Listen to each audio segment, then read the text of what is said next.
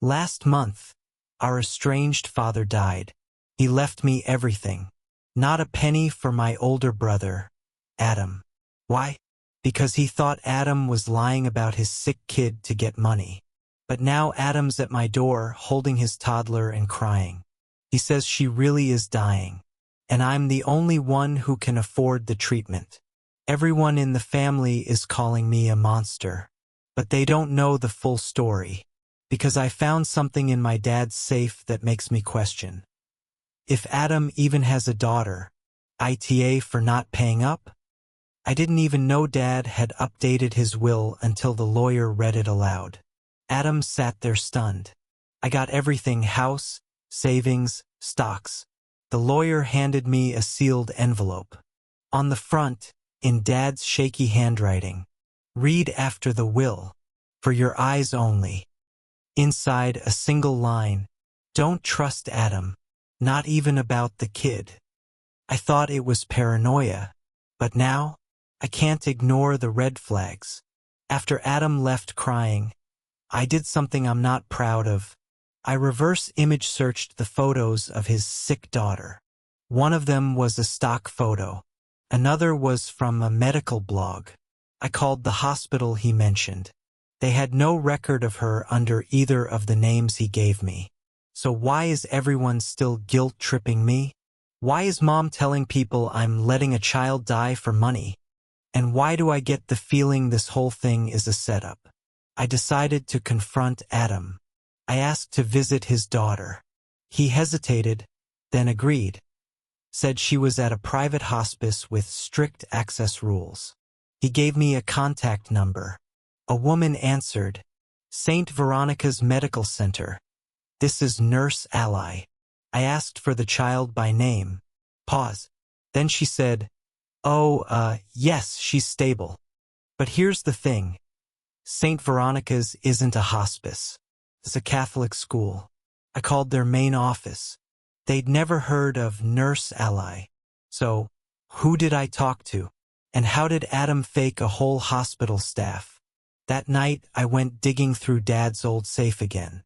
I found a faded folder labeled 1999, Adam Incident. Inside, a restraining order from a woman named Lauren M. Paternity test negative. A letter from Dad to himself. Adam lied for money before. He'll do it again. God forgive me, but I can't reward that. I Googled Lauren. She had passed away 5 years ago, but her Facebook was still up. In one photo from 2013, Adam was holding a baby girl. Caption: Uncle Adam with my niece. Wait, niece? Then who's the girl in Adam's new story? I was ready to expose Adam publicly, to the entire family. But just as I was typing out the message, I got a DM from a private account. No name, just one sentence. "Before you go nuclear, meet me. You don't know the whole story." I hesitated but agreed. We met in a coffee shop. She looked exhausted, maybe early 30s, sunglasses, nervous energy. She said, "My name is Emily, and I am the mother of the girl Adam told you about." Then she pulled out her phone, showed me a real photo. The little girl looked just like Adam and me. But the next thing Emily said froze my blood. "She's not his daughter. She's yours." Couldn't breathe. Emily sat there, hands shaking, eyes glassy. "We were teenagers. I didn't want to ruin your life. But when I found out, panicked. And your dad, he gave me money. A lot of money. All he asked was that I never contact you. He said you had a future. Said you didn't need the burden." She slid over a document. A non-disclosure agreement, signed by her and my dad. Adam found out years later. When my daughter, your daughter, got sick, he said he'd handle it. That he'd get what was owed. So now everything's upside down. Adam lied. But maybe for her? Dad lied. To protect me? And I have a daughter I never knew about, dying. That night, I sat alone in my apartment. No lights, just Emily's voice in my head. She's your daughter. She's dying. Please, don't punish her for what Adam did. I opened my laptop. The clinic's billing portal was up. $184,000 for gene therapy overseas. Non-refundable. If I paid it, I saved her. But I'd also be letting Adam get away with it. He'd look like the hero, the savior uncle, and I'd be the greedy monster. And worse, I wouldn't be allowed to tell anyone the truth. Emily said she'd vanish again. She wanted zero drama, no custody, no attention. But why was she so scared? I needed answers. I went back to Dad's house, now legally mine, and started searching the attic. In an old fireproof box, I found more letters and a USB drive labeled, "Forgive me." It had video files, hidden camera footage. I recognized Adam, much younger, talking to Dad. "Adam, just say it. You promised me I'd get my share if I kept quiet." "Dad, quiet about what? That you forced her into silence? That you threatened her?"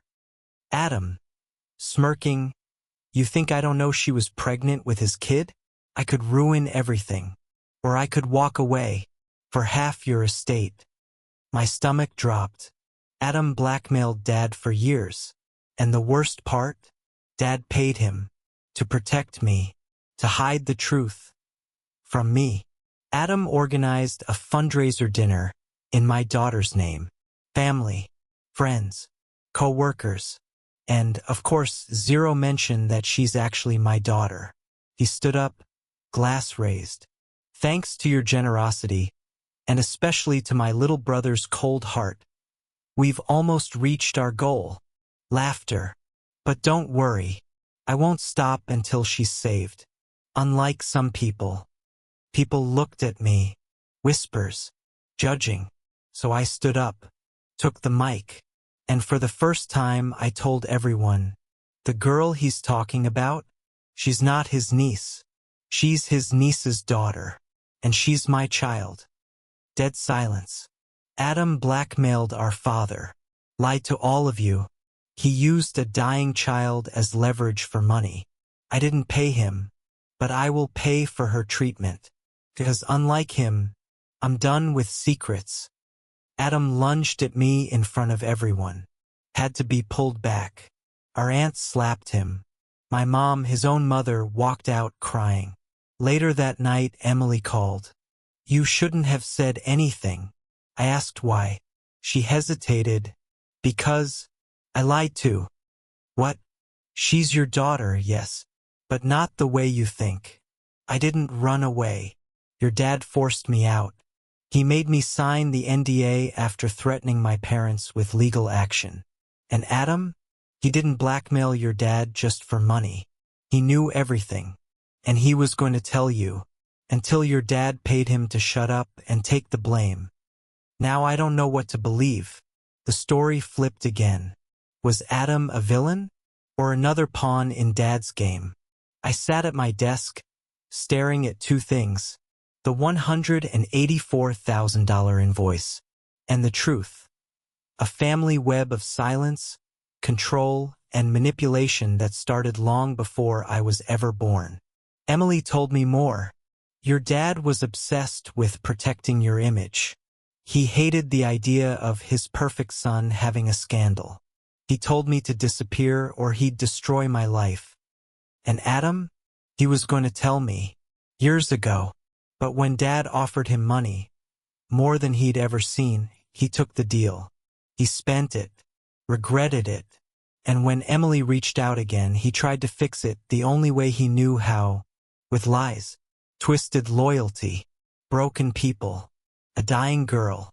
I paid the bill, every cent, not for Adam, not for Emily, not for my father's memory, for her, my daughter, who will never grow up wondering if she's a burden, who will know that truth doesn't have to be clean to be real. I'm going for custody. Emily didn't fight. She looked relieved. Adam disappeared. And now, Now I'm rebuilding a life from ashes. AITA, I honestly don't care anymore, because for the first time, I'm finally living it for me.